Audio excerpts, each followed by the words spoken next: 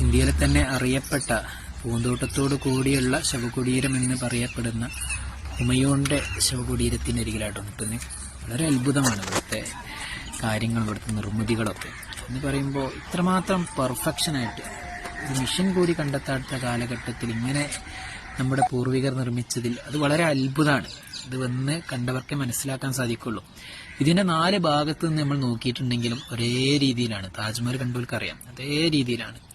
മാത്രമല്ല ഇതിന്റെ നിർമ്മാണത്തിന് ചുക്കാൻ വഹിച്ചിട്ടുള്ളത് ആരാന്ന് വെച്ചിട്ടുണ്ടെങ്കിൽ ഹുമയൂണിന്റെ തന്നെ ഭാര്യയായിട്ടുള്ള ഹമീദ ബാനു ബീഗമാണ്. ഏകദേശം ഇപ്പൊ മുഗൾ രാജവംശത്തിലെ 16 പേരുടെ ഏറ്റവും പ്രശസ്തരായുള്ള 16 പേരുടെ ശവകുടീരങ്ങൾ ഇവിടെ ഉണ്ട്. അതല്ല, 100 കണക്കിന് ശവകുടീരങ്ങൾ ഇവിടെ ഉണ്ട്. പക്ഷെ ഏറ്റവും പ്രശസ്തമായിട്ടുള്ള 16 ആൾക്കാരത് 14 വർഷത്തോളം എടുത്തോലെ ഈ ഒരു നിർമ്മിതി കംപ്ലീറ്റ് ആക്കാൻ വേണ്ടിയിട്ട്. എന്ന് പറയുമ്പോൾ ഒരു പേർഷ്യൻ ഇന്ത്യൻ വാസ്തുശില്പ പ്രകാരമാണ് ഇത് നിർമ്മിച്ചതെന്നൊക്കെ പറയും. മാത്രമല്ല ഇത് നിർമ്മിക്കാൻ ഉപയോഗിച്ചിട്ടുള്ള കല്ലുകൾ എന്ന് പറയുന്നത് ഇപ്പം മാർബിൾ കല്ലുകളാണ്. ഇതിനായിട്ട് മാർബിൾ കല്ലും അപ്പോൾ തന്നെ ചുവന്ന മണൽക്കല്ലുകളും കരിങ്കല്ലുകളുമാണ് നിർമ്മിച്ചത്. നമ്മുടെ മുഗൾ രാജവംശത്തിലെ അവസാനത്തെ രാജാവായിട്ടുള്ള ബഹദൂർ ഷാ ഒളിവിൽ താമസിച്ചത് ഇവിടെ എന്നൊക്കെയാണ് പറയപ്പെടുന്നത്. അദ്ദേഹത്തിന് ബ്രിട്ടീഷുകാർ റങ്കൂണിലേക്ക് നാട് കടത്തുന്നതിന് മുന്നേ.